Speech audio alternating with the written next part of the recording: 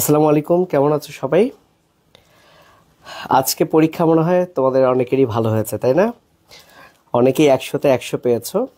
So একটু comment করে আমাকে জানাও যে কোন কোন প্রশ্নে সমস্যা। আজকের প্রশ্নগুলো অনেক ইজি ছিল, তারপরে যদি কোনো প্রশ্নে সমস্যা থাকে তোমরা একটু কমেন্ট করে জানিয়ে দাও।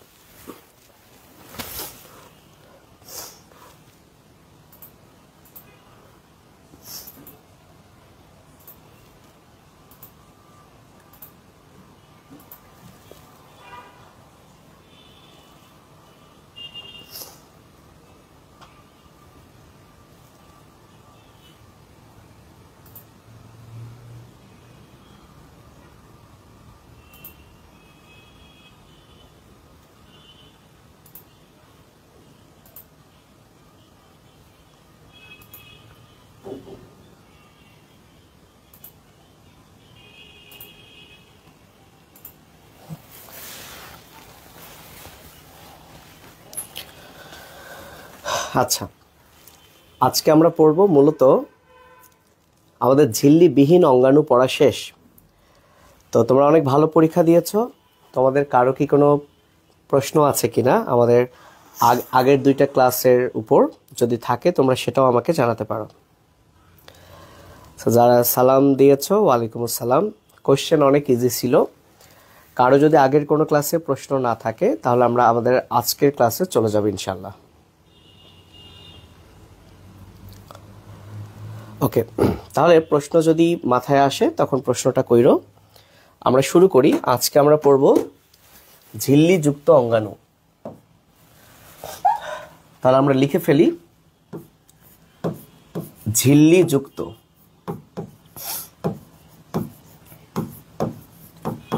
মানে মেমব্রেন বাউন্ড অর্গানেলি। ওকে, ঝিল্লিযুক্ত অঙ্গাণু। এর ইংলিশটা আমরা অলরেডি লিখেছি, আবারও লিখছি, মেমব্রেন বাউন্ড। তো পরীক্ষায় প্রশ্ন আসে এমসিকিউতে যে কোনটি ঝিল্লিযুক্ত অঙ্গাণু নয় কিংবা হয়।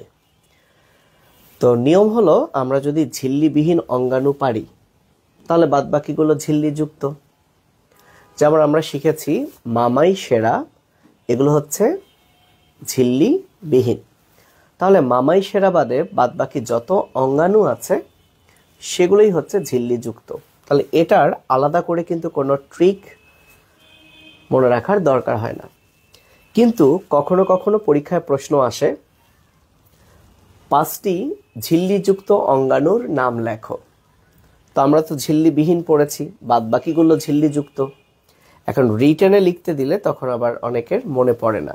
এজন্য তোমরা চাইলে এভাবে মনে রাখতে পারো। কি সেটা? সেটা হচ্ছে মা, একটা মেয়ের নাম মনে করো ইভা। সো মা ইভা পাগল, অর্থাৎ মাকে বলছো যে মা ইভা পাগল। তোমাদের যদি কারো নাম ইভা থাকে তাহলে তোমাদের বাদে বলা হয়েছে, তোমরা না, আসলে এটা অন্য ইভার কথা বলা হয়েছে। তাহলে এখন কোনটাতে কি হয় চলো আমরা একটু লিখে ফেলি। মাতে হচ্ছে মাইটোকন্ড্রিয়ন।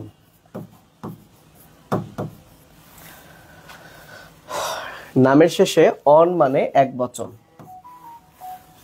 আর বহু বচন হচ্ছে আ। যখন আমরা মাইটোকন্ড্রিয়া বলবো তখন বোঝাবে অনেকগুলো, আর যখন মাইটোকন্ড্রিয়ন বলেছি তখন বোঝাবে একটা। তাহলে এইটা তোমরা পারলে সাইড নোট হিসেবে লিখতে পারো। এটা আমরা ক্লাস 9-এও শিখিয়েছি যে এক বচন বোঝাতে নামের শেষে অন কিংবা নামের শেষে আম কিংবা আজ বসে। আর বহু বচন বোঝাতে অনের বহু বচন আ, আমের বহু বচনও কি আ, কিন্তু আসের বহু বচন হচ্ছে আই, আই বসে। অর্থাৎ কোনো শব্দের শেষে যদি আমি অন, আম, আস পাই তাহলে বুঝে নিব এটা একবচন মানে সিঙ্গুলার। আর কোনো শব্দের শেষে যদি আমি আ কিংবা আই পাই তাহলে বুঝে নিব এটা হচ্ছে বহুবচন অর্থাৎ প্লুরাল।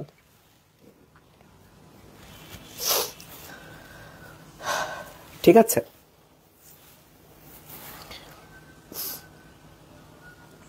ওকে, তাহলে মাইটোকন্ড্রিয়ন এটা হচ্ছে একটা ঝিল্লিযুক্ত অঙ্গাণু। এতে হচ্ছে এন্ডোপ্লাজমিক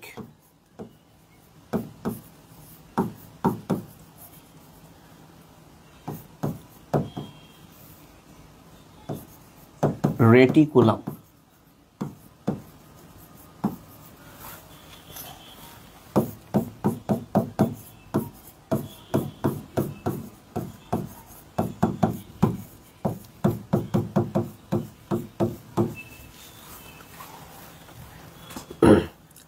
পাতে হচ্ছে প্লাস্টিড, ভ দিয়ে লিখছি একটু পরে, ওয়েট করো।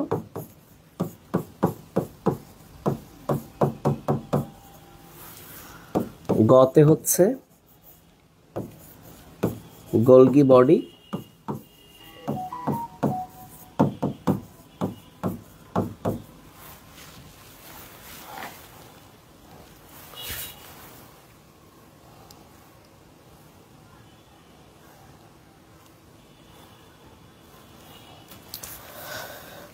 সর্বশেষ লতে হচ্ছে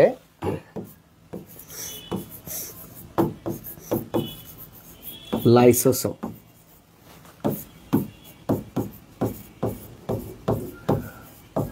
আচ্ছা, ভতে আসলে দুইটা জিনিস হয়, একটা হচ্ছে ভেসিকল আর একটা হচ্ছে ভ্যাকুয়াল। এই দুটো জিনিসই আসলে কোষ গহ্বর। এই দুটো জিনিসকেই আসলে আমরা একসাথে বলবো কোষ গহ্বর, সেল ক্যাভিটি। কোষ গহ্বর বা সেল ক্যাভিটি। আমরা এখন কিন্তু নামগুলো লেখাচ্ছি শুধু, দেন এদের বিস্তারিত আজকে থেকে পড়া শুরু করব। বুঝছো? ভ্যাকুয়াল বানান হচ্ছে, যারা ইংলিশ ভার্সন আছো এটা, আর ভেসিকল হচ্ছে VESCICLE। তাহলে পরীক্ষায় যদি কখনো তোমাকে লিখতে দেয় যে ঝিল্লিযুক্ত অঙ্গাণুর নাম লেখো, তাহলে আশা করছি 1, 2, 3, 4, 5 কোষ গহ্বর লিখলে আরো একটা বেশি পাবে। তো আমার বিশ্বাস যে তোমরা এই 6টা অঙ্গাণুর নাম লিখতে পারবে।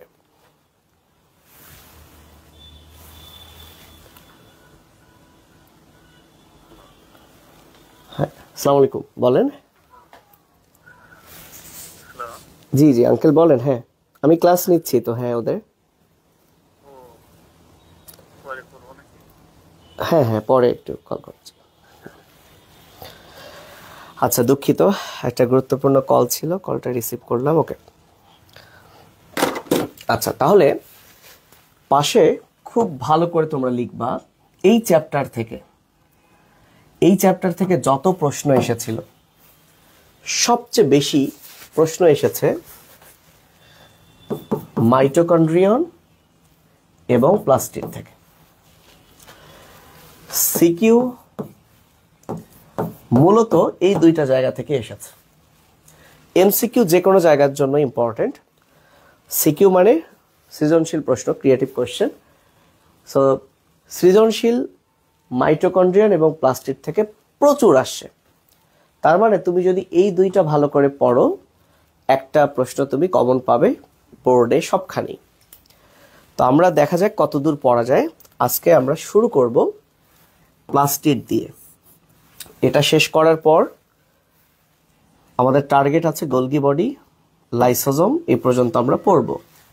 দেখা যাক কতদূর পড়া যায়। তো চলো আমরা শুরু করি। প্রথমে সবাই আমরা লিখে ফেলি প্লাস্টিড।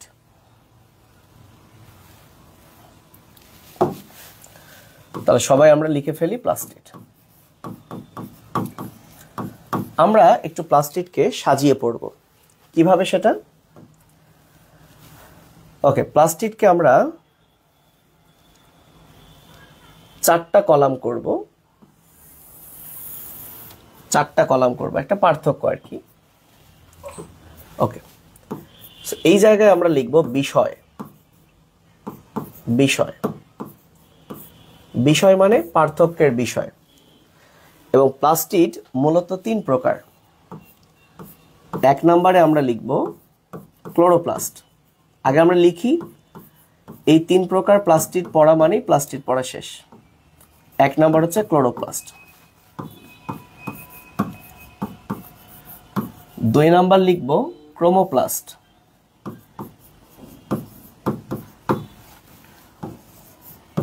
এবং 3 নম্বর লিউকোপ্লাস্ট।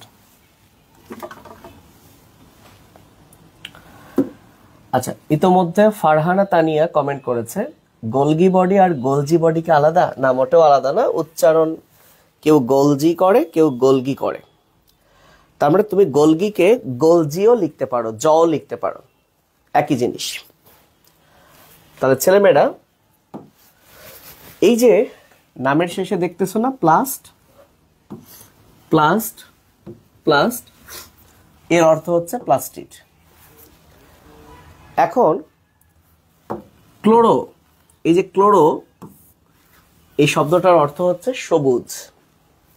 তাহলে আমরা লিখতে পারি 1 নাম্বার সংজ্ঞা।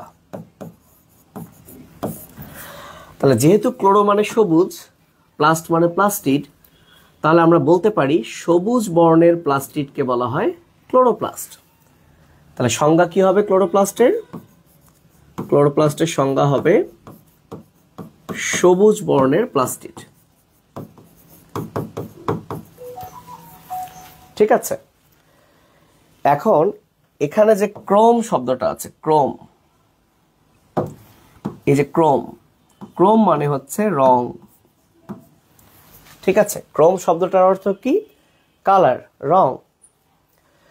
তাহলে ক্রোমোপ্লাস্টের ডেফিনেশন কি হবে? রঙিন প্লাস্টিড। কিন্তু বলো তো, সবুজ কি কোনো রং না? সবুজও কিন্তু একটা রং। তাহলে যখন আমি রঙিন লিখব, তখন অবশ্যই আমাকে ব্র্যাকেটে লিখতে হবে সবুজ বাদে, কারণ সবুজ রঙের যেটা, তাকে তো আমি আলাদা করে ক্লোরোপ্লাস্ট বলছি। তাহলে রঙিন ব্র্যাকেটে আমরা কি লিখব? সবুজ বাদে। তাহলে রঙিন প্লাস্টিডকে, রঙিন প্লাস্টিডকে আমরা বলবো ক্রোমোপ্লাস্ট। আর লিউকো শব্দটার অর্থ হচ্ছে সাদা। লিউকো মানে সাদা বা বর্ণহীন। যেমন শ্বেত রক্তকণিকা যখন তুমি পড়বে, তার অপর নাম দেখবে লিউকোসাইট, শ্বেত রক্তকণিকা। শ্বেত মানে সাদা। তাহলে এটা হচ্ছে বর্ণহীন প্লাস্টিড। বলো, এটা কি? বর্ণহীন প্লাস্টিড। তাহলে বর্ণহীন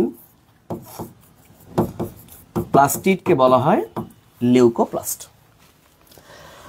তাহলে আমরা 3 ধরনের প্লাস্টিড পেলাম এবং তাদের ডেফিনেশন হয়ে গেল। কার রং কি, কার রং আছে না নাই, সেটাও কিন্তু হয়ে গেল। এখন কেন আল্লাহ তাআলা এই 3 ধরনের প্লাস্টিড দিয়েছে, চলো একটু বুঝে আসি।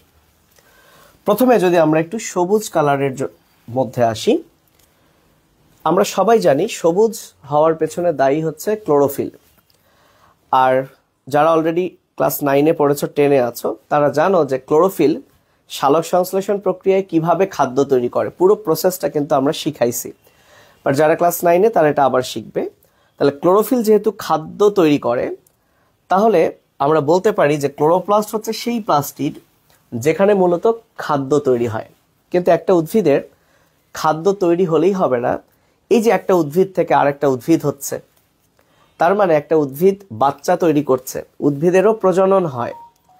তো উদ্ভিদের প্রজনন হওয়ার জন্য কি দরকার জানো? পরাগায়ন দরকার। পরাগায়ন কি জিনিস? উদ্ভিদের যারা পুরুষ, তাদের থাকে পরাগ রেণু। এই পুরুষের পরাগ রেণুটা যখন উড়ে এসে স্ত্রীদের যে স্ত্রী অংশ যার নাম গর্ভমুণ্ড, মেবি অনেকে এটা এখনো জানতে নাও পারো, আমি ইংলিশটাও বলছি না। তো পরাগরেণুকে বলা হয় পোলেন এবং পরাগায়নকে বলা হয় পলিনেশন। একটু আগে বলে দিই, তারপর আমি লিখছি।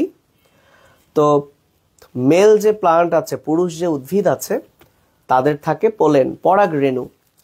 এই পরাগরেণুটা যখন বাতাস কিংবা কোনো কীট পতঙ্গ অর্থাৎ ইনসেক্ট যে কোনো কিছুর মাধ্যমে যখন স্ত্রী দেহে পতিত হবে, স্ত্রী দেহে প্রবেশ করবে বা স্ত্রী দেহে অ্যাটাচ হবে, যুক্ত হবে, তখন তাকে বলে পরাগায়ন বা পলিনেশন। তাহলে দেখো তো, পরাগরেণুকে তাহলে অ্যাট্রাক্ট করতে হবে না, আকৃষ্ট করা লাগবে না। আমরা সবাই জানি কালারফুল যে জিনিস, রংচটা জিনিসের প্রতি অনেকেই কিন্তু আকৃষ্ট হয়। তো আল্লাহ তাআলা এই ক্রোমোপ্লাস্ট দিয়েছে, এই যার কারণেই একটা উদ্ভিদ যে কালারফুল, উদ্ভিদের যে ফুল ফল যে বিভিন্ন রঙিন কালারফুল, এই সব কিছুর জন্য দায়ী কিন্তু ক্রোমোপ্লাস্ট। এবং যে জিনিসটা কি করে, কীট পতঙ্গকে অ্যাট্রাক্ট করে, এর ফলে কীট পতঙ্গ কি ওখানে আসে, আসার পর দেখা গেল ওখানকারই পরাগরেণু নিয়ে এসে আবার অন্য স্ত্রী দেহে যায়। সো আলটিমেটলি পরাগায়ন ঘটানোর জন্য কীট পতঙ্গকে আকৃষ্ট করার কাজই হচ্ছে কি, ক্রোমোপ্লাস্ট। তাহলে কথা হচ্ছে লিউকোপ্লাস্ট কেন আল্লাহ তাআলা দিলেন? এই যে উদ্ভিদ সালোক সংশ্লেষণ প্রক্রিয়ায় খাদ্য তৈরি করবে, এই যে সবুজটা প্লাস্ট মানে ক্লোরোপ্লাস্টের মধ্যে, এই খাদ্য তো এখন সঞ্চয় করা লাগবে, এই খাদ্য তো এখন জমা রাখা লাগবে উদ্ভিদের মধ্যেই। তো যে প্লাস্টিড খাদ্য জমা রাখবে, জাস্ট জমা রাখবে, তাহলে ওর তো রংচটা হওয়ার দরকার নাই, ওর তো সবুজ হওয়ারও দরকার নাই, অন্য কালার হওয়ারও দরকার নাই। তাকেই কিন্তু বলা হয় লিউকোপ্লাস্ট। তাহলে এই ব্যাপারটা অবশ্যই মাথায় রাখতে হবে যে কোন প্লাস্টিড আল্লাহ তাআলা কেন বানিয়েছে। তাহলে আমরা একটু কাজ লিখে ফেলি। নাম্বার 2,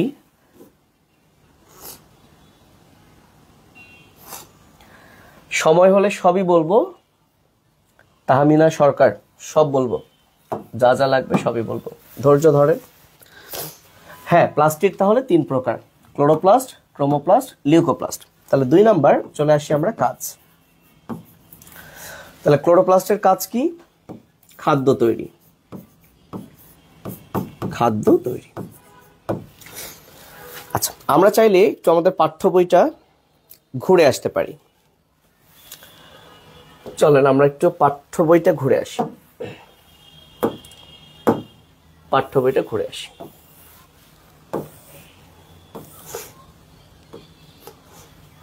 এই যে ক্রোমোপ্লাস্ট নিশ্চয়ই দেখা যাচ্ছে, এগুলো রঙিন প্লাস্টিড, তবে সবুজ নয়। আমরা এখনো শেষ করিনি। তাহলে মূলত এই ক্রোমোপ্লাস্ট এর কাজটা কি? ফুলকে আকর্ষণীয় করে এই যে পলিনেশন, পরাগায়নে সাহায্য করাই হচ্ছে এদের প্রধান কাজ। আর যেহেতু ক্রোম মানে হচ্ছে কালার, রং, তাহলে এই প্লাস্টিডে বিভিন্ন ধরনের রঞ্জক মানে পিগমেন্ট সংশ্লেষণ হয়, মানে তৈরি হয়। আচ্ছা, যাই হোক, তাহলে আমরা এই কাজটা লিখব যে পরাগায়নে সাহায্য করা। তাহলে ক্রোমোপ্লাস্টের কাজ কি? পলিনেশন বা পরাগায়ন। তাহলে পরাগায়ন বা পলিনেশন।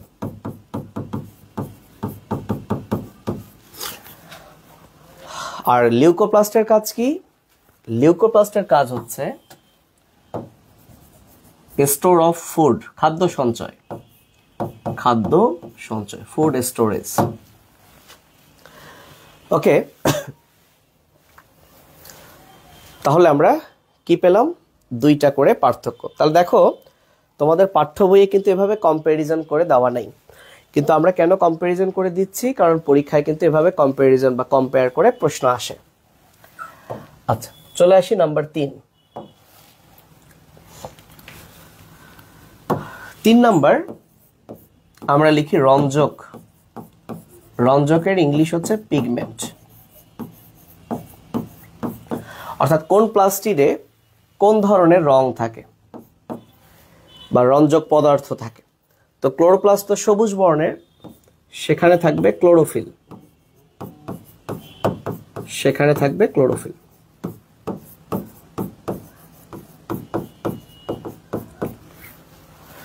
আচ্ছা, লিউকোপ্লাস্ট সেটা তো বর্ণহীন, তাহলে এখানে রঞ্জক নাই, সেখানে কোনো রঞ্জক নাই।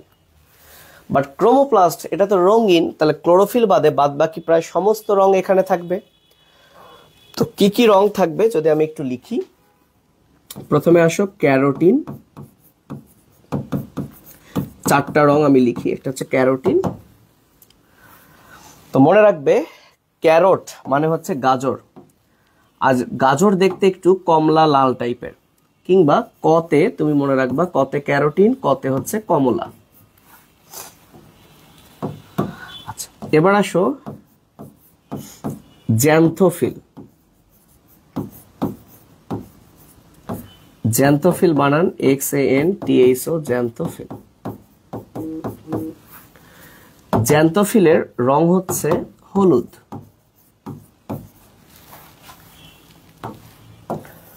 বাংলা ভার্সনদের ইংলিশ লেখার দরকার নেই।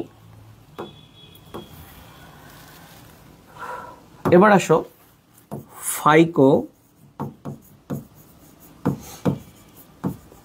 সায়ানিন।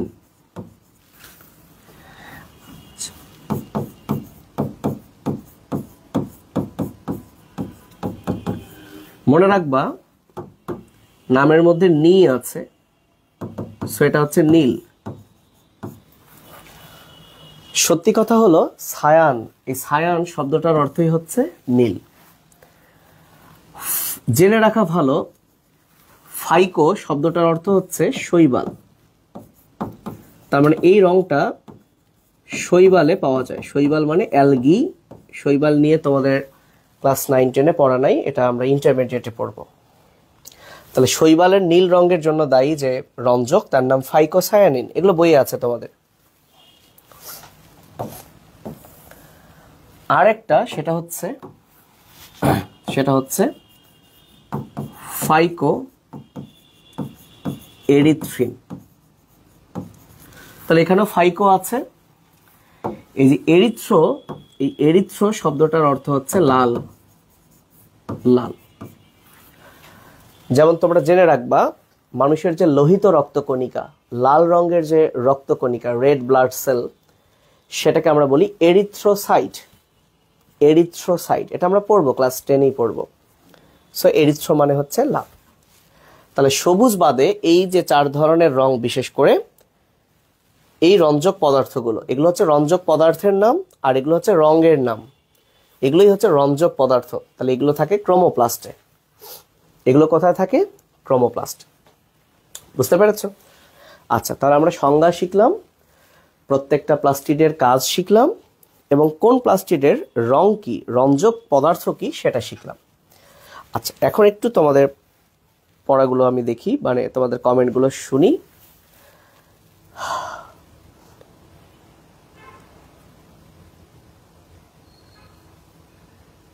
আচ্ছা, অনেক আগে প্রশ্ন করেছে একজন, সেন্ট্রোজোম এবং রাইবোজোম কাকে বলে?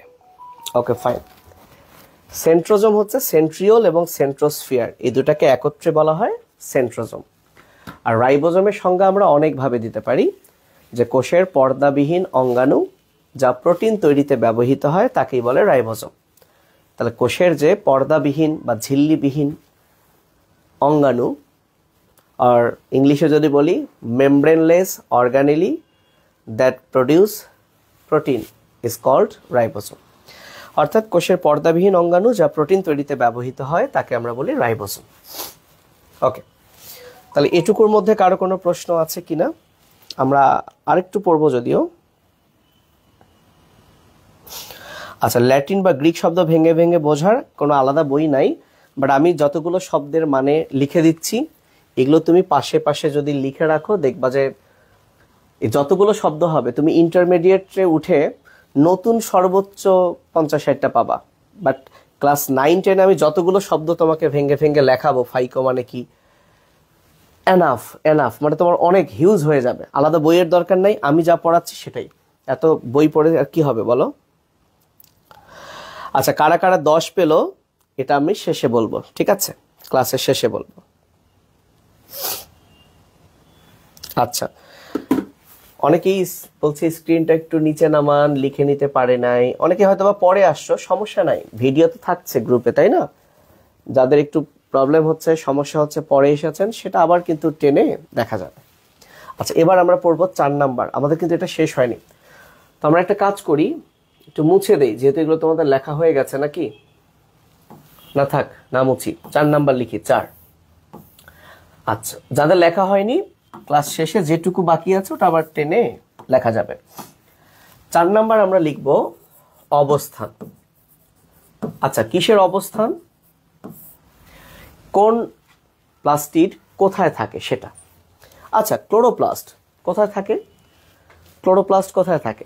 সবুজ অংশে। তাহলে একটা উদ্ভিদের সবুজ অংশে থাকে। আচ্ছা, উদ্ভিদের সবুজ অংশ কি? চলো তো দেখি উদ্ভিদের সবুজ অংশ কি। দেখো, স্পষ্ট করে বইয়ে বলাই আছে, পাতা হচ্ছে সবুজ, তাই না? আমরা সবাই জানি পাতা হচ্ছে সবুজ। তবে পাতা যখন আবার পেকে যায় তখন আবার সবুজ চেঞ্জ হয়ে যায়, তাই না? বাট নর্মালি পাতা প্রথম অবস্থায় কি থাকে? সবুজ থাকে। এছাড়া কাণ্ড যখন কচি অবস্থায় থাকে, কচি অবস্থায় যখন স্টেম, কাণ্ডের ইংলিশ তো জানো, স্টেম, তখন সেটা সবুজ থাকে। এবং অন্যান্য যত সবুজ অংশ আছে, তার মানে ক্লোরোপ্লাস্ট পাওয়া যায় এই 3 জায়গায়: পাতা, কচি কাণ্ড এবং অন্যান্য সবুজ অংশ। এই কথাটাই আমরা লিখবো, আমরা বইয়ের বাড়তিও লিখবো না। হ্যাঁ, তাহলে লেখো পাতা,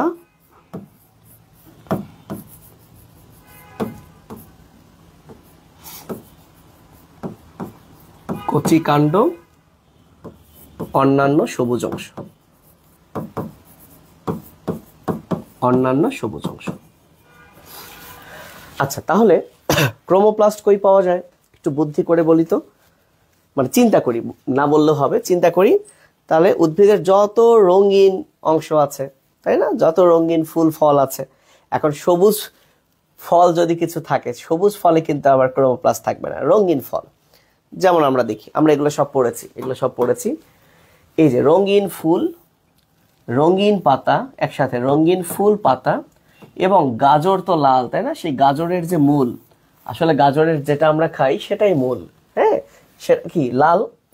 তাহলে এখানেই পাওয়া যায় ক্রোমোপ্লাস্ট। তাহলে এই 3টা কথা আমরা লিখবো। তাহলে ক্রোমোপ্লাস্ট কোথায় পাওয়া যায়? রঙিন ফুল, রঙিন ফুল, পাতা ও গাজরের মূল। রিমেম্বার, গাজরের মূল মানেই কিন্তু এই কমলা কালারটা, যেটা গাজর খাই সেটাই হচ্ছে গাজরের মূল, রুট অফ ক্যারট। ওকে, তাহলে এইবার তোমরা চিন্তা করো, বই দেখবা না, লিউকোপ্লাস্ট কোথায় পাওয়া যায়?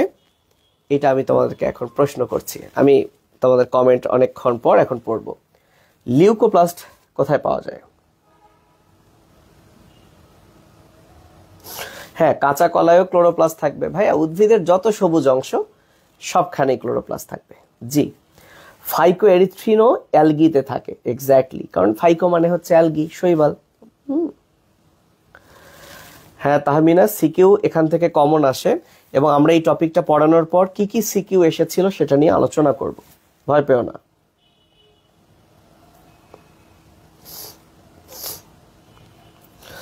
আচ্ছা, দিবা বলেছে মূলে, কেউ বলেছে রুট, মূল, ভ্রূণ। আচ্ছা, ভেরি গুড। সহজ কথা, সূর্যের আলো পায় না যে জায়গাগুলো, যেমন উদ্ভিদের মূল, কাণ্ড, পাতা, মূল কিন্তু মাটির নিচে থাকে, সূর্যের আলো পায় না, তাহলে মূল হচ্ছে কালারলেস, অর্থাৎ বর্ণহীন।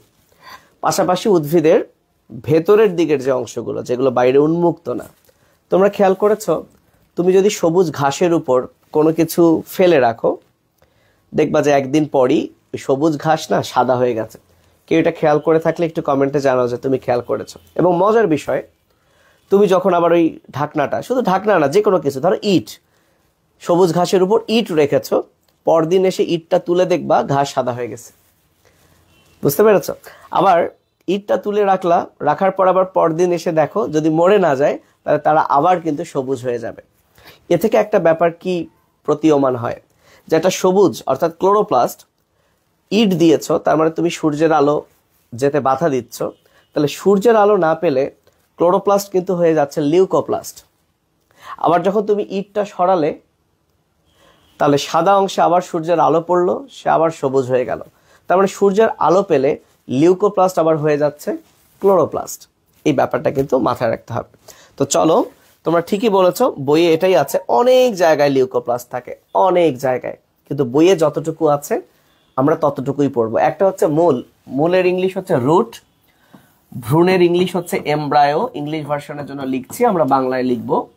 আর জনন কোষ হচ্ছে গ্যামেট, এগুলো সব কিন্তু ভেতরে থাকে। এই জনন কোষ মিলে মিলেই কিন্তু জাইগোট হয়, সেখান থেকে ভ্রূণ হয়। আর মূল, তাহলে মেইন কথা, যেখানে সূর্যের আলো পৌঁছায় না, যেখানে সূর্যের আলো পৌঁছায় না। এবং দেখো বলেছে, প্রধান কাজ তো লিখেছি, বলেছে যে আলোর সংস্পর্শে এলেই সাদাটা কি হয়ে যায়, লিউকোপ্লাস্ট কি হয়ে যায়, ক্লোরোপ্লাস্ট হয়ে যায়, যেটা আমি একটু আগে বললাম। তাহলে আমরা লিখে ফেলি, এটা থাকে কোথায়, মূল, ভ্রূণ, জনন কোষ। তাহলে অবস্থানও হয়ে গেল, মাশাআল্লাহ। এখন যেটা আমি বললাম, এটা তোমাদেরকে একটা প্র্যাকটিক্যালেও পরীক্ষা আসতে পারে, যে যদি আমরা একটু এভাবে লিখতে পারি, তাহলে আমাদের পার্থক্য কিন্তু শেষ। পার্থক্য বাদে মানে ওখানে যদি আরো কিছু থাকে সেগুলো আমরা আলাদা করে পড়বো, পার্থক্য এই চারটাই শেষ। ওকে, লেখা যদি হয়ে যায় তাহলে আমরা একটা ছোট্ট ব্যাপার বলতে পারি, যে যদি এটা মনে করো কি সবুজ কালারের কিছু একটা, এটা একটা সবুজ কালার, আচ্ছা সবুজ কালার না দিই, তোমরা তো আর সবুজ কালার দিতে পারবে না, মনে করো এটা একটা লিউকোপ্লাস্ট। এই লিউকোপ্লাস্টে যদি সূর্যের কি হলো, সূর্যের আলো এসে পড়ে, তাহলে এটি কি হয়ে যাবে, এটি হয়ে যাবে সবুজ, মানে ক্লোরোপ্লাস্ট। এই ব্যাপারটা একটু মাথায় রাখো, এটি হয়ে যাবে ক্লোরোপ্লাস্ট। তাহলে সূর্যের আলো বা সানলাইট যদি কোথায় এসে পড়ে, লিউকোপ্লাস্টে পড়ে, সো মনে করো এটা হচ্ছে লিউকোপ্লাস্ট, এটা একটু মাথায় রাখো। হ্যাঁ, তাহলে সূর্যের আলো যদি লিউকোপ্লাস্টে এসে পড়ে সেটা হয়ে যাবে ক্লোরোপ্লাস্ট। এটা আলাদা করে মনে রাখবা, ঠিক আছে? তাহলে মোটামুটি আমাদের লিউকোপ্লাস্ট এবং ক্রোমোপ্লাস্টের ডিটেলস কিন্তু পড়া হয়ে গেছে। এখন ক্লোরোপ্লাস্ট নিয়ে বাড়তি কিছু পড়া আছে, যে পড়া তোমরা যখন ক্লাস 9-এ ছিলে শিখেছ, কিন্তু নতুন কিছু 9-এর বাচ্চা কাচ্চারা আছে, তাদের জন্য আমি একটু হালকা আলোচনা করি এবং আমরা একটা ছবি আঁকবো ক্লোরোপ্লাস্টের। তো আশা করি তোমাদের এটা হয়েছে। আমি একটু দেখাই তাহলে বইয়ের কি কি হয়ে গেল। তাহলে আলহামদুলিল্লাহ আমাদের বইয়ের লিউকোপ্লাস্ট পড়া হয়ে গেল, এটা আর পড়ার দরকার নেই, মানে আমরা সাজিয়ে দিয়েছি। তারপর আমাদের এখানকার সকল পড়া হয়ে গেছে এবং আমাদের এখন বাকি আছে শুধুমাত্র এই যে ক্লোরোপ্লাস্ট। আমরা এই ছবিটা ক্লাস 9-এ এঁকেছি, বাট যারা নতুন 9 তাদের জন্য আমরা এটা আরেকবার আঁকবো। এই ছবিটা পরীক্ষায় আঁকতে দেয় এবং ক্লোরোপ্লাস্ট থেকেই মূলত রিটেন আসে। তো চলো কথা না বাড়িয়ে আমরা হেডলাইন দিই আলাদা করে ক্লোরোপ্লাস্ট। এই ছবিটা আমরা দ্রুত ঝটপট এঁকে ফেলি এবং দেখো হেডলাইন আছে প্লাস্টিড, এটাও পড়া হয়ে গেছে। তাহলে কখনো যদি প্রশ্ন আসে প্লাস্টিড কি, এটি উদ্ভিদের একটি গুরুত্বপূর্ণ অঙ্গাণু, এটি কিন্তু প্রাণীতে থাকে না। এর প্রধান কাজ কি, তাহলে তোমাকে যদি কেউ কখনো বলে প্লাস্টিডের কাজ কি, দেখো এটা আমি খাতায় লেখাচ্ছি না, কমন সেন্স, প্লাস্টিড মানেই তো ক্লোরোপ্লাস্ট, ক্রোমোপ্লাস্ট, লিউকোপ্লাস্ট। তাহলে যখন বলবে ক্লোরোপ্লাস্টের কাজ খাদ্য প্রস্তুত করা, যখন বলবে লিউকোপ্লাস্টের কাজ, লিউকোপ্লাস্ট খাদ্য সঞ্চয় করা।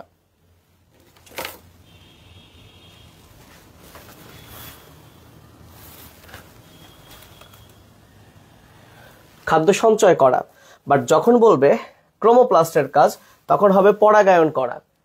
বুঝতে পেরেছো? কিন্তু যদি একসাথে বলে প্লাস্টিডের কাজ কি, প্লাস্টিডের কাজ হলে এই তিনটাই লিখে দিবা। তোমরা আমার কথাটা বুঝছো কিনা? যদি ইন্ডিভিজুয়াল বলে ক্লোরোপ্লাস্টের কাজ কি, খাদ্য প্রস্তুত, ক্রোমোপ্লাস্টের কাজ কি, খাদ্য পরাগায়ন, লিউকোপ্লাস্টের কাজ কি, খাদ্য সঞ্চয়। আর এই তিনটা প্লাস্টিড তো আসলে প্লাস্টিড, বোঝো কথাটা? তাহলে যদি বলে প্লাস্টিডের কাজ কি, তাহলে প্লাস্টিডের কাজ এই তিনটা এবং প্লাস্টিড এই তিন ধরনের, সিম্পল ব্যাপার। দেখো তো বুঝছো কিনা? এটা শুধু আওয়াজ দাও যে হ্যাঁ বুঝছি, হ্যাঁ বুঝছি। আচ্ছা, একজন বলছে আপেল কি ক্রোমোপ্লাস্ট? জি, আপেল হচ্ছে ক্রোমোপ্লাস্ট। জাহাঙ্গীর আলম আইডি থেকে বলেছে গাজর কমলা হয় কেন? একটু আগেই বললাম ক্যারোটিন নামক রঞ্জক থাকার কারণেই গাজর কমলা হয়।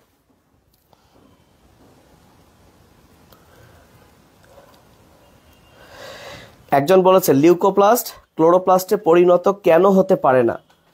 আমি তো বললাম হতে পারে, আমি তো বলি নাই যে হতে পারে না। পারে তো, কেন পারবে না? অবশ্যই পারে। আচ্ছা, তাহলে এখন হেডলাইন দাও। আমরা এখন এই ক্লোরোপ্লাস্টের এই ছবিটা আঁকা শিখবো। এটা পরীক্ষায় কিন্তু আঁকতে দেয় রিটেনে। তাহলে আমরা কি লিখবো এখন? এই যে আমি তো লিখেছি লিউকোপ্লাস্ট সূর্যের আলো পেলেই ক্লোরোপ্লাস্ট হয়। পারে তো, কখন বললাম যে পারে না? ওকে, তাহলে আমরা ক্লোরোপ্লাস্টের ছবি আঁকবো। কিভাবে আঁকবো? আমরা প্রথমে এরকম একটা ডিম্বাকার শেপ আঁকবো, দেন ভেতরে আরো একটা লেয়ার দিয়ে দিব, আরো একটা লেয়ার দিয়ে দিব। সো হয়ে গেল ক্লোরোপ্লাস্ট, হয়ে গেল ক্লোরোপ্লাস্ট, তাই না? আচ্ছা, তাহলে এই ক্লোরোপ্লাস্টের আমরা এখন যতটুকুই আঁকলাম একটু চিহ্নিত করি, লেবেলিং করি। এটাকে বাংলায় বলে বহিঃস্তর, ইংলিশে বলে আউটার মেমব্রেন। ইংলিশটা লিখছি না, মুখে বললাম আউটার মেমব্রেন। আচ্ছা, এটাকে বলে অন্তঃস্তর, ইংলিশে বলে ইনার মেমব্রেন। আর এই যে মাঝখানে যে ফাঁকা জায়গা, দুই মেমব্রেনের মাঝে বাংলায় বলে আন্ত, ইংলিশে বলে ইন্টার। তো ইন্টার মেমব্রেন স্পেস অর্থাৎ দুই মেমব্রেনের মাঝের স্পেস, বাংলায় বলবো আন্ত মেমব্রেন ফাঁকা স্থান, আন্ত মেমব্রেন ফাঁকা স্থান। ঠিক আছে? আচ্ছা, ভেতরে যে তরল থাকে এই তরলগুলোকে বলা হয় স্ট্রোমা।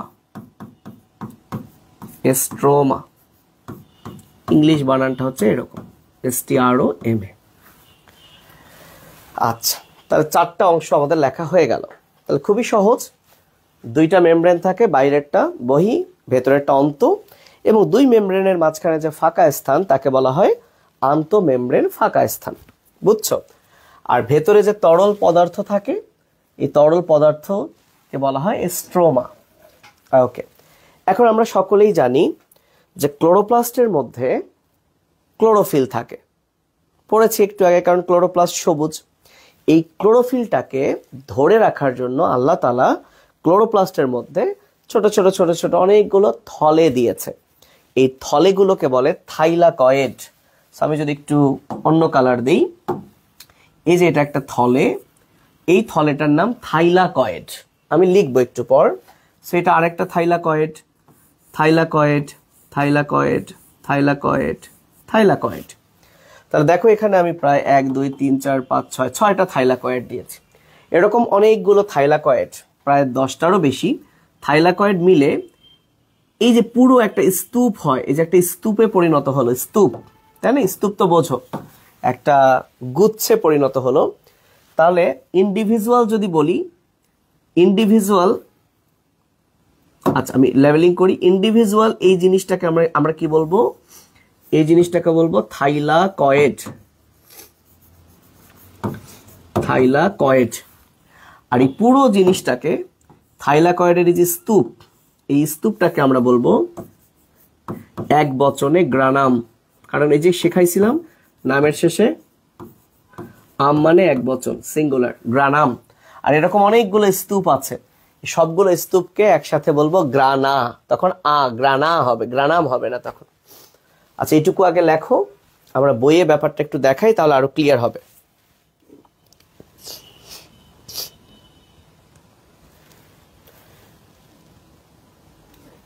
একজন বলেছে মূলা তো সাদা বর্ণের, তাহলে মূলা হচ্ছে লিউকোপ্লাস্ট। এটা সিম্পল। আচ্ছা খেয়াল করো, এই যে এই পুরো জিনিসটাকে বলা হয় গ্রানাম। দেখছো, পুরো জিনিসটাকে বলা হয় গ্রানাম। তাহলে এরকম অনেকগুলো গ্রানাম আছে, অনেকগুলো গ্রানাম আছে। এবং লক্ষ্য করো তারা আবার একটা আরেকটার সাথে যুক্ত, তারা আবার একটা আরেকটার সাথে যুক্ত। এই যেটা দিয়ে যুক্ত তাকে বলা হয় ল্যামেলাম, তাকে বলা হয় ল্যামেলাম। যেহেতু এই জিনিসটা আমরা আঁকবো, যেহেতু এই জিনিসটা 2 গ্রানামের মাঝখানে, তাই এটাকে বলবো গ্রানাম ল্যামেলাম। আবার এই গ্রানাম ল্যামেলাম যেহেতু এস্ট্রোমার উপরে অবস্থিত, তাই এর আরেকটা নাম এস্ট্রোমা ল্যামেলাম। বুঝতে পারছো? এস্ট্রোমা ল্যামেলাম। তাহলে থাইলাকয়েডের আরেকটা নাম দিয়েছে গ্রানাম চক্র, মানে গ্রানামের যে ছোট ছোট চক্র তার নাম থাইলাকয়েড। যাই হোক, আমরা একটু লিখে ফেলি বা এঁকে ফেলি ছটপট। তাহলে আমরা এখন এরকম কয়েকটা কি দিই, আমরা এখন এরকম কয়েকটা গ্রানাম আঁকি।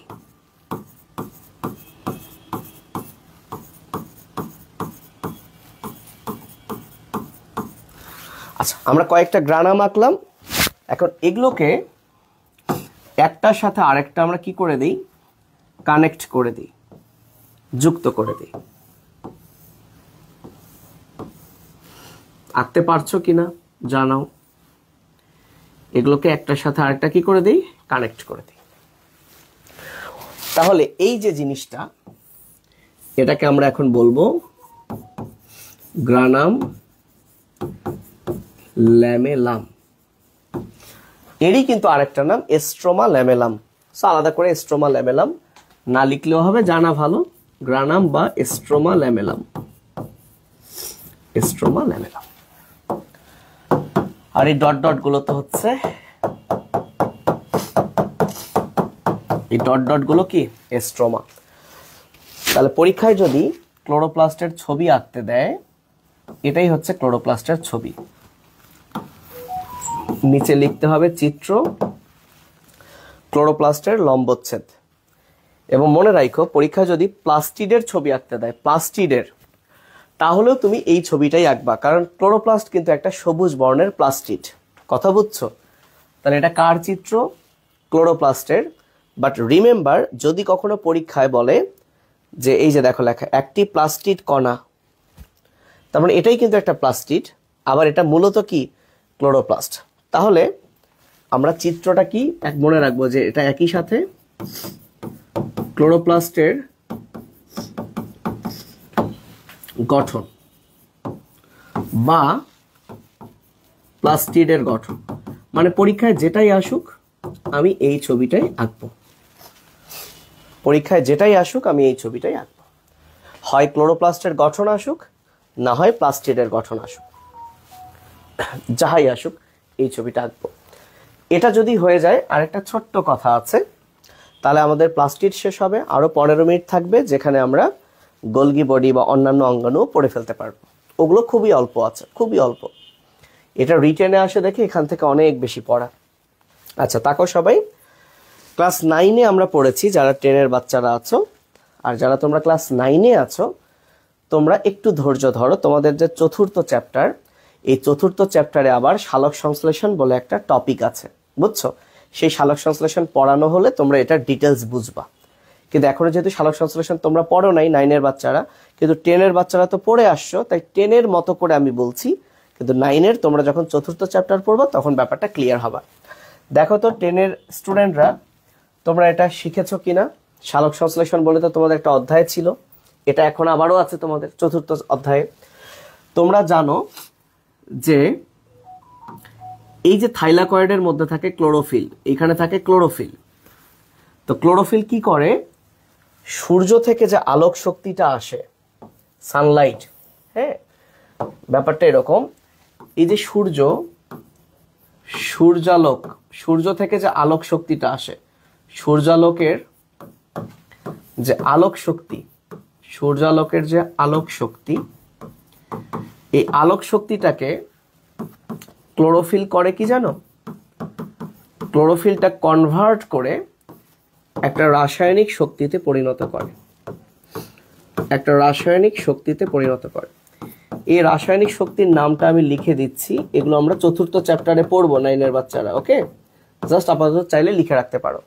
তাহলে সূর্যের আলোর যে আলোক শক্তি, সেটা যখনই এসে এই ক্লোরোফিলে এসে পড়ে, ক্লোরোফিল এই আলোক শক্তিকে কনভার্ট করে রাসায়নিক শক্তিতে পরিণত করে, কেমিক্যাল এনার্জিতে পরিণত করে। যে কেমিক্যাল এনার্জির নাম এটিপি এবং NADPH2।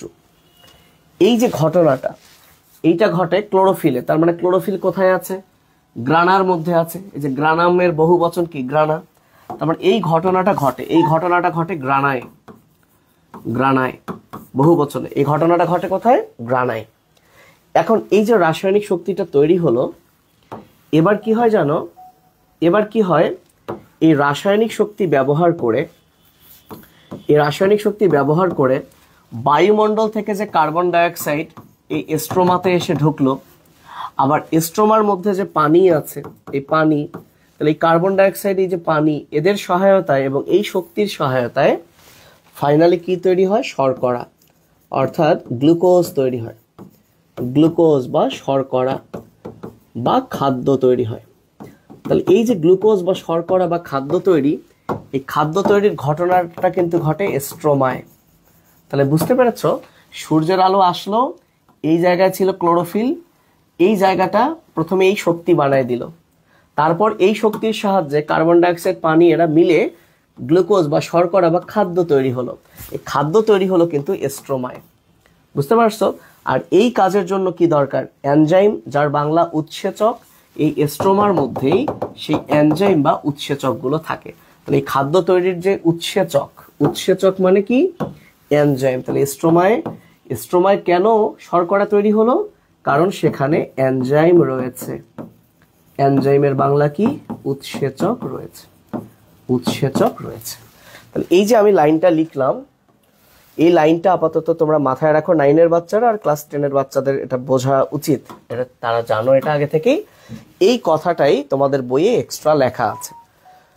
তো চলো কোথায় লেখা আছে আমি সেটা একটু দেখাই আমরা গোলজি বডিতে চলে যাব। আচ্ছা, বইয়ের কোথায় আছে একটু দেখাই। এই যে লক্ষ্য করবে সবাই, প্লাস্টিডের গ্রানা অংশ কি করে? সূর্যের আলোকে আবদ্ধ করে, মানে ধরে সেটাকে কিসে পরিণত করে? রাসায়নিক শক্তিতে পরিণত করে। সেই শক্তিটার নামও আমি লিখেছি। তারপরে কি বলেছে? এই আবদ্ধ সৌরশক্তি মানে যে রাসায়নিক শক্তি স্ট্রোমাতে অবস্থিত, ওই যে স্ট্রোমা তরল, এই জায়গায় যে অবস্থিত এনজাইম মানে উৎসেচক, ওকে, সেই উৎসেচকের সমষ্টি মানে উৎসেচক যত আছে তারা, প্লাস আমাদের বায়ুমণ্ডল থেকে যে কার্বন ডাইঅক্সাইড সেটা, প্লাস কোষের ভেতর যে পানি, এদেরকে ব্যবহার করে এই যে কার্বোহাইড্রেট, শর্করা বা খাদ্য তৈরি করে। আর এখানে তো ক্লোরোফিল থাকে, সবুজ দেখা, এটা তো বলেইছি। এছাড়াও বলেছে এখানে ক্যারোটিনয়েড থাকে, বাট জেনে রাখো ক্যারোটিনয়েডের মধ্যেই আছে ক্যারোটিন জ্যান্থোফিল। এটা মূলত ভাইয়া ক্রোমোপ্লাস্টে থাকে। তো এই লাইনটা এখানে আসলে দেওয়া ঠিক করে নাই। ক্লোরোপ্লাস্টে ক্লোরোফিল থাকে, এটাই মনে রাখবো। হ্যাঁ, তবে এছাড়াও এটাও থাকে, এটা কিন্তু ভুল না, সত্য। বাট যদি কখনো বলে ক্যারোটিন জ্যান্থোফিল কই থাকে, আমরা ক্রোমোপ্লাস্ট আনসার দিব। তাহলে দেখো এইখানে যে লাইনটার কথা বললাম সেটাই কিন্তু আমি এই জায়গায় সাজিয়ে দিলাম। তাহলে এই কথাটাই ওখানে আছে। তাহলে আলহামদুলিল্লাহ আমাদের প্লাস্টিক পড়া শেষ। তোমরা 21 বাজে আমরা গোলজি বডি শেষ করতে পারবো ইনশাল্লাহ আজকে। তাহলে নেক্সট দিন আমাদের বাকি অঙ্গাণুগুলো হয়ে যাবে। তো কোনো প্রশ্ন থাকলে করো। আচ্ছা, একজন প্রশ্ন করেছে, স্যার NADPH এর ফুল ফর্ম আছে? অবশ্যই আছে, তোমাদের এখন জানা লাগবে না। নিকোটিনামাইড অ্যাডেনিন ডাইনিউক্লিওটাইড ফসফেট, এবং শেষে এইচ থাকার কারণে এটাকে আমরা বলবো reduced nicotinamide adenine dinucleotide phosphate. But এটা লিখবা না, দরকার নেই, এখন জানার দরকার নেই।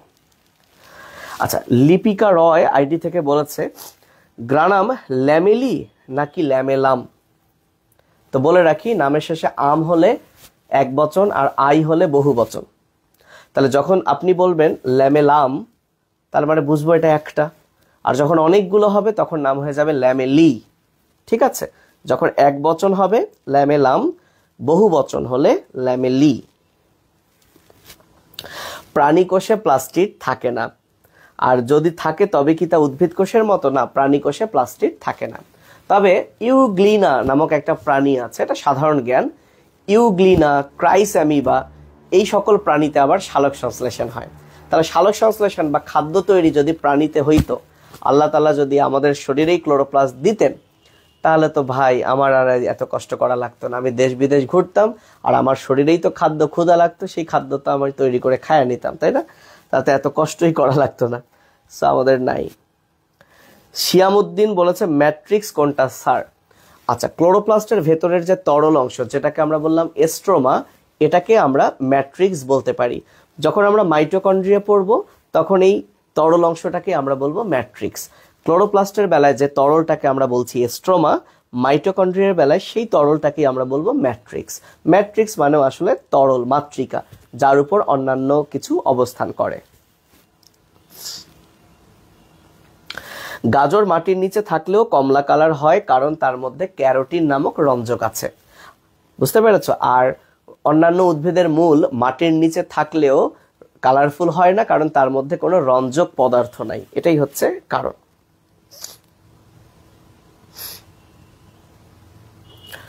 আচ্ছা, রাফিদ বলেছে স্যার আমাদের ক্লাস 10-এ যেই ডেফিনেশনগুলো দরকার সেগুলো পড়ানোর সাথে সাথে দিলে ভালো হয়। ওকে, যেমন আজকে লিউকোপ্লাস্ট, ক্রোমোপ্লাস্ট, ক্লোরোপ্লাস্টের ডেফিনেশন দরকার, তো প্রথম যে লাইনটা সংজ্ঞা ওখানেই তো হয়ে গেছে, তাই না? ফারহানা তানি আইডি বলেছে ক্লোরোপ্লাস্ট, ক্রোমোপ্লাস্ট, লিউকোপ্লাস্টের গঠন কি আলাদা? জি, গঠন আলাদা, গঠন আলাদা, কিন্তু ক্রোমোপ্লাস্ট, লিউকোপ্লাস্ট কেমন এটা আপনাদেরকে ইন্টারমিডিয়েটে উঠেও শেখা লাগবে না। যদি আপনি অনার্সে বায়োলজি নিয়ে পড়েন তাহলে শেখা লাগতে পারে। তো যেহেতু শুধুমাত্র ক্লোরোপ্লাস্টের গঠনটাই শেখা লাগবে তাই আমরা এটাই জানলাম। আচ্ছা, তানভীর আল গালিব বলেছে রঞ্জক পদার্থ কিভাবে তৈরি হয়? রঞ্জক মানে হচ্ছে রং, আর এই রঞ্জক পদার্থগুলো আসলে হচ্ছে প্রোটিন। আর প্রোটিন তৈরি হয় কোথায়? রাইবোজোমে। তাহলে প্রত্যেকটা কোষে এই রঞ্জক পদার্থগুলো আসলে তৈরি হয় কোথায়? রাইবোজোমে। সেই রাইবোজোমে প্রোটিন তৈরি হয়, সেই প্রোটিনগুলো তারপরে সেখানে জমতে থাকে, মানে যে প্রোটিন যেখানে কাজ করবে সেখানে চলে যায়। ওকে, তো চলো আমরা গোলজি বডি বা গোলগি বডিতে যাই। আমরা সবাই হেডলাইন দেই, তার আগে আমরা দেখে আসি বইয়ে যে খুব অল্প একটা অংশ হচ্ছে গোলগি বডি, মানে যাতে তোমাদের ভয় না লাগে। এই যে দেখো, এতটুকু জিনিস তোমাদের পড়া। ইন্টারমিডিয়েটে অনেক কিছু থাকলেও এখানে অনেক কিছু। প্রথমে একটা জিনিস মনে রাখো, গোলজি কিংবা গোলগি এটা কিন্তু একটা সায়েন্টিস্টের নাম, বিজ্ঞানীর নাম। উনি আবিষ্কার করেছেন দেখে ওনার নামে নামকরণ করা হয়েছে, এবং বলেছে প্রধানত প্রাণী কোষে পাওয়া যায়, তবে অনেক উদ্ভিদ কোষেও পাওয়া যায়। তাহলে এটা আলাদা কোনো ফ্যাক্ট না, দুই জায়গায় পাওয়া যায়। আচ্ছা, এই গোলজি বস্তুর কাজ মানে এমসিকিউতে পরীক্ষায় খুব আসে। আমি আগে এই কাজ মনে রাখার জন্য একটা কথা বলি। গোলজি বস্তু কিন্তু প্রোটিন তৈরি করে না, প্রোটিন তৈরি হয় তো রাইবোজোমে। গোলজি বডি প্রোটিনটা স্টোর করে, সঞ্চয় করে। সাথে ওয়েট করো, আমি জাস্ট একটু দেখাই, বিভিন্ন বিপাক কাজের সাথে এটা জড়িত। এই বিপাক বা মেটাবলিজম শব্দটা কি, এটা নিয়ে আমরা একটু কথা বলবো। আর একটা জিনিস দেখো, এই গোলজি বডি থেকে বিভিন্ন পদার্থ কি হয়? সিক্রেশন হয়। সিক্রেশনের বাংলা হলো নিঃসরণ। দেখো, হরমোন নিঃসরণ হয়, বিভিন্ন পদার্থ নিঃসরণ হয়, বুঝতে পারছো? আবার দেখো, পানি বিয়োজন হয়। পানি বিয়োজন মানে কি? পানি বের হয়ে যায়। এই যে পানি বের হওয়া, সেটাও কিন্তু এক ধরনের নিঃসরণ। তাহলে দেখো, গোলজি বডির যে কাজ, এই কাজের মধ্যে কি আছে? একটা প্রো, একটা বি আর একটা ন। তো তুমি মনে রাখতে পারো প্রবীণ, অর্থাৎ গোলজি এই মানুষটা হচ্ছে প্রবীণ। আমরা আগে টেকনিকে এই কাজ তিনটা মাথায় রাখি, তারপর এগুলো কি বোঝাচ্ছি। তো সবাই চলো আমরা হেডলাইন দেই, সবাই চলো আমরা একটু হেডলাইন দেই ভাইয়া। হেডলাইন হচ্ছে গোলজি বস্তু। তাহলে গোলজি বস্তুর সবার আগে আমরা যেটা মনে রাখবো কাজ। এই কাজটা আমরা মনে রাখবো কি দিয়ে? বানান যদিও ভুল হলো, প্রবীণ, প্রবীণ দিয়ে। আচ্ছা, প্রবীণ দিয়ে আমরা কি মুখস্থ করবো? এটা আমরা একদম ধুমায় মুখস্থ করে ফেলবো যে গোলজি, এই গোলজি মানুষটা হচ্ছে প্রবীণ, ইনি প্রোটিন সঞ্চয় করে। এটা কিন্তু মাথায় রাখো যে প্রোটিন কিন্তু কি করে? সঞ্চয় করে, তৈরি করে না, কিন্তু সঞ্চয় করে। আচ্ছা, বিতে কি? বিপাক। বিপাক মানে মেটাবলিজম। এখন বিপাক শব্দটার অর্থ কি এটা আমরা বুঝবো, আগে আমরা শব্দগুলো লিখে ফেলি। আর নতে হচ্ছে নিঃসরণ করে। নিঃসরণের ইংলিশ হলো সিক্রেশন। সিক্রেশন। ওকে, কি কি নিঃসরণ করে? কি কি নিঃসরণ করে? আচ্ছা, একটাতে লেখা ছিল হরমোন নিঃসরণ করে, জৈব পদার্থ নিঃসরণ করে, অর্গানিক ম্যাটেরিয়ালস, হরমোন। আর একটা ওই যে পানি নিঃসরণ করে, পানি বিয়োজন আছে, সেটাও আসলে একটা নিঃসরণই বোঝায়। তাহলে তোমরা এই এমসিকিউতে গোলজি বডি থেকে যত প্রশ্ন আসছে এই কাজই আসছে, যে কোনটি প্রোটিন সঞ্চয়ে ভূমিকা রাখে, কোনটি বিপাকে ভূমিকা রাখে, কোনটি নিঃসরণে ভূমিকা রাখে। উত্তর Golgi body. So Golgi body প্রবীণ, প্রোটিন সঞ্চয় বিপাক নিঃসরণ, প্রোটিন সঞ্চয় বিপাক নিঃসরণ, প্রোটিন সঞ্চয় বিপাক নিঃসরণ, প্রোটিন সঞ্চয় বিপাক নিঃসরণ। একদম পড়বা গোলজি প্রবীণ, গোলজি প্রবীণ, গোলজি প্রবীণ, মুখস্থ করে ফেলবা যাতে এটা কখনোই ভুল না হয়। এতটুকুই পড়া। এখন আসো বিপাক বা মেটাবলিজম শব্দটা কি আসলে একটু বোঝালে ভালো। চলো আমরা বিপাক কি একটু বুঝে আসি। আচ্ছা, বিপাক বা মেটাবলিজম শব্দটার অর্থ হলো কোষে সংঘটিত বিক্রিয়া। So reaction, chemical reaction occurs in the sell.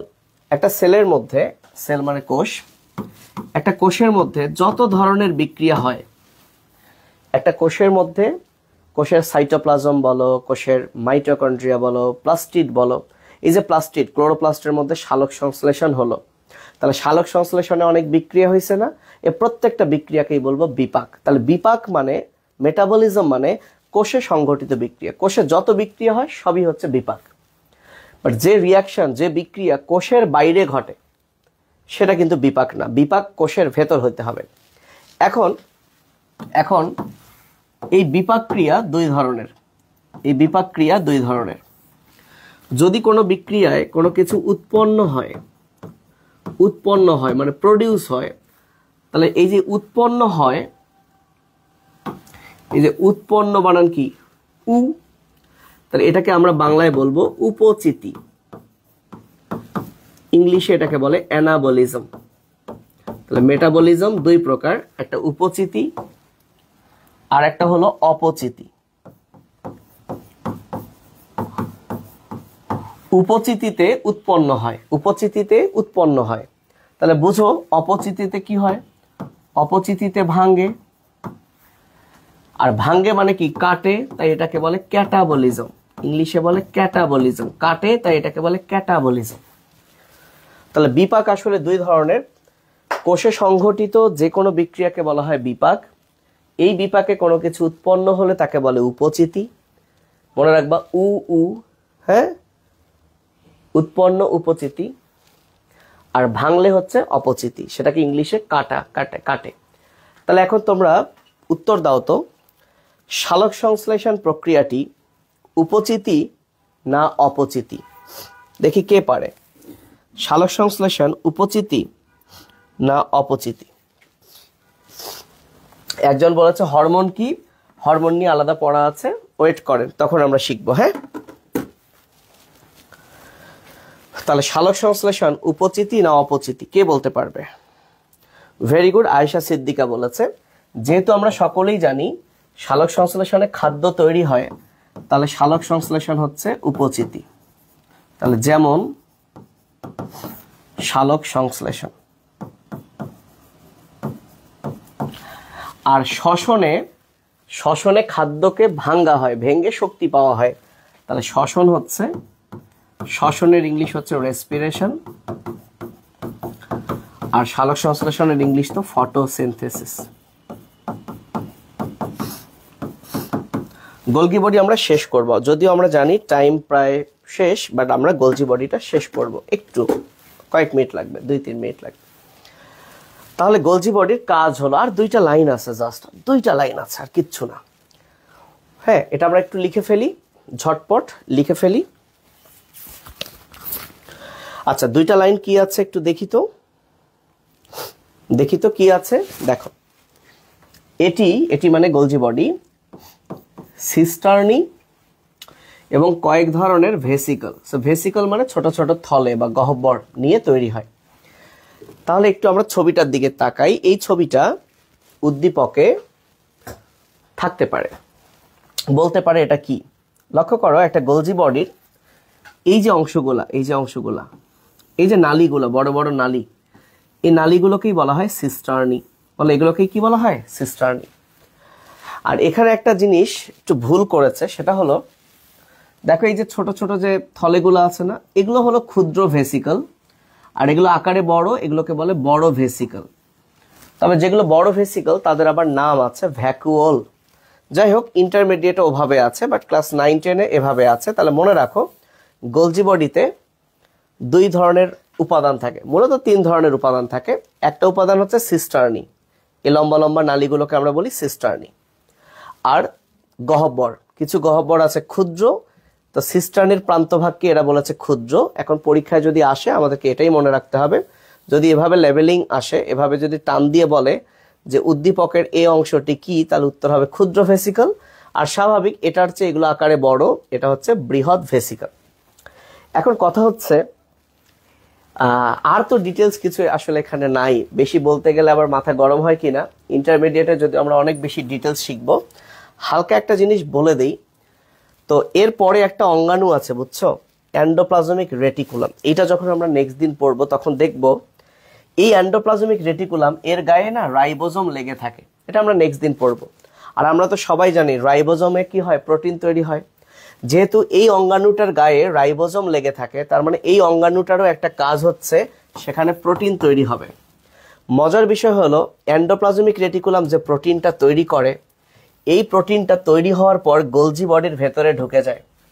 Golgi body করে কি জানো, এই প্রোটিনটার চারদিকে কার্বোহাইড্রেট মানে শর্করার একটা আবরণ তৈরি করে, এবং আবরণ তৈরি করে ফাইনালি এক পাশ দিয়ে প্রবেশ করে আর এক পাশ দিয়ে এটাকে বেরিয়ে। ব্যাপারটাকে যদি খুব সিম্পলি বলে আমি শেষ করি, এইটা যদি একটা কোষ হয় তাহলে এটা হচ্ছে কোষ ঝিল্লি বা সেল মেমব্রেন। আমি এখন যা বলছি একটু অতিরিক্ত কথা বলছি, এটা আসলে দরকার নাই, বাট একটু বলি।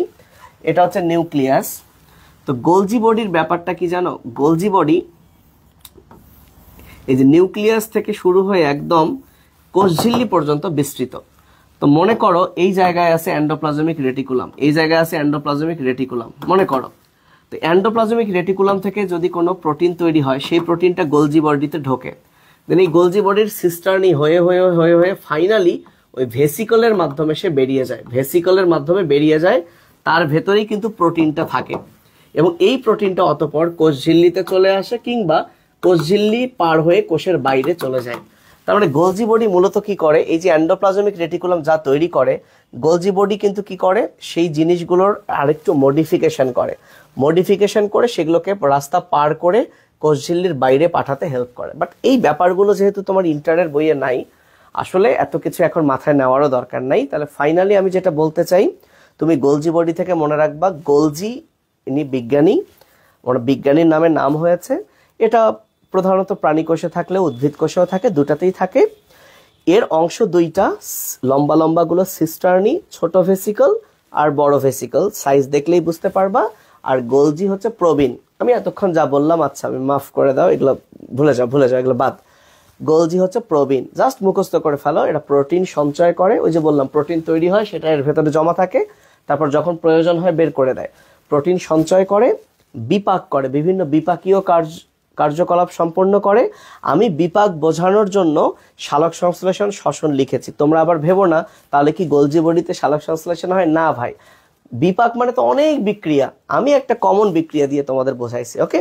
আর নতে নিঃসরণ, এই যে নিঃসরণ, যা দরকার কোষের বাইরে যাওয়া, সে কি করে, নিঃসরণ করে বাইরে বের করে দেয়। তাহলে প্রবীণ, গোলজি হচ্ছে প্রবীণ, গোলজি হচ্ছে প্রবীণ।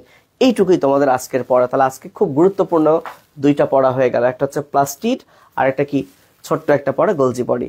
সো নেক্সট দিন আর একটা গুরুত্বপূর্ণ বড় পড়া মাইটোকন্ড্রিয়া পড়বো, সাথে আমরা লাইসোজোম আর এন্ডোপ্লাজমিক রেটিকুলাম পড়বো। তাহলে দেখবো আমাদের ঝিল্লি যুক্ত অঙ্গাণুগুলো শেষ হয়ে যাবে ইনশাল্লাহ।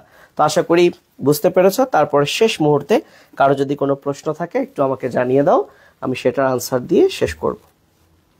আজকের ক্লাস এখানেই শেষ। আর তোমরা আজকে ভালো পরীক্ষা দিয়েছো, তোমরা প্রশ্ন করতে করতে 10-এ 10 অনেকেই পেয়েছো। দেখি কতজনের নাম ডাকা যায়, দেখি কতজনের নাম ডাকতে পারি। এখন পর্যন্ত তোমরা পরীক্ষা দিয়েছো।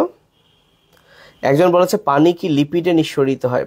পানি লিপিডে কেন নিঃসরিত হবে? 100 জন পরীক্ষা দিয়েছে। পানি বিয়োজন কি একজন বলেছে। আচ্ছা, পানি বিয়োজন কি? আহারে, বিয়োজন মানে বের হওয়া, আচ্ছা একটা ছোট্ট কথা বলি, মনে করো এটা একটা গ্লুকোজ, বুঝছো, এটা একটা হচ্ছে গ্লুকোজ, এর সাথে যদি আমি আর একটা গ্লুকোজকে যুক্ত করি, তাকাও, দুইটা গ্লুকোজকে যখন আমি যুক্ত করব তখন এদের মধ্যে না একটা বন্ধন হবে। এই বন্ধনটা হওয়ার জন্য এই গ্লুকোজ আর গ্লুকোজ থেকে এক অণু পানি বেরিয়ে যাবে, এখান থেকে এক অণু পানি বেরিয়ে যাবে, দেন বন্ধন। ব্যাপারটা হচ্ছে এরকম, আমি একটা আমার এই হাত একটা গ্লুকোজ, এই হাত একটা গ্লুকোজ, তো এই গ্লুকোজ আর এই গ্লুকোজ বন্ধন করবে। এখন শর্ত কি, এরা যে বন্ধন করবে তাহলে এরা তো নর্মালি পূর্ণ আছে, তাই না, গ্লুকোজে কার্বন আছে, কার্বনের সব হাত পূর্ণ আছে, তাহলে এদের মধ্যে বন্ধন করতে হলে কাউকে না কাউকে ছাড়তে হবে, বুঝছো ব্যাপারটা এরকম। এই যে দেখো, একটা কার্বনের তো ভাইয়া চারটা হাত, চারটা হাতে মনে করো যদু, মধু, কদু আর নদু, কার্বনের চারটা হাতে যদু, মধু, কদু, নদু আছে। এখন মনে করো কার্বন ফাহাদের সাথে যুক্ত হতে চায়, বা ফাহাদ বলল কার্বন ভাই তুমি আমার সাথে একটু যুক্ত হও। এখন বলো তো, কার্বনের মধ্যে তো যদু, মধু, কদু, নদু আছে, তাহলে সেই ফাহাদকে কি আর নিতে চাইবে? কারণ সে তো অলরেডি ফুল আছে। এখন ফাহাদের সাথে বন্ধন করতে চাইলে অবশ্যই হয় যদু, মধু, কদু, না হয় নদু, কাউকে না কাউকে বাদ দিতে হবে। আচ্ছা, কাকে স্যাক্রিফাইস করলো? মনে করো কার্বন মধুকে স্যাক্রিফাইস করলো, তাহলে এই যে মধু স্যাক্রিফাইস হয়ে কার্বন ফাহাদের সাথে যুক্ত হলো, তাহলে আমি এইখানে বলতে পারি এইখানে মধু বিয়োজন হয়েছে। কি বিয়োজন হয়েছে? মধু বিয়োজন হয়েছে। আচ্ছা, সো এক্স্যাক্টলি যখন দুইটা যৌগ, দুইটা গ্লুকোজ পরস্পর যুক্ত হবে তখন তারা যে যুক্ত হবে এই জন্য এদেরকে কিছু স্যাক্রিফাইস করতে হবে। তো একজন এইচ হাইড্রোজেন স্যাক্রিফাইস করে, একজন হাইড্রোজেন স্যাক্রিফাইস করে, একটা গ্লুকোজ হাইড্রোজেন স্যাক্রিফাইস করে, আর একটা গ্লুকোজ ওএইচ স্যাক্রিফাইস করে, ফলে এই দুইটা মিলে পানি বিয়োজন হয়। সো এই বিক্রিয়ায় পানি বেরিয়ে যায়, বেরিয়ে গিয়ে এই দুইজন মিলে একটা যৌগ তৈরি হয় যার নাম ম্যালটোজ। এই যে এই ঘটনাটা যে ঘটালো, এই দুইটাকে বন্ধন করে যে ম্যালটোজ বানালো, এর জন্য যে পানিকে বিয়োজন করতে হলো, পানিকে যে ডিলিট করতে হলো, এই কাজটা করে একটা এনজাইম বা উৎসেচক। এটাকেই বলা হয় উৎসেচকের পানি বিয়োজন। অর্থাৎ উৎসেচক এই পানিটা বিয়োজন করেই এদেরকে যুক্ত করলো, করে এই ম্যালটোজটা তৈরি করলো। আশা করি বুঝতে পেরেছো। আচ্ছা, প্রশ্ন আরো কঠিন করব।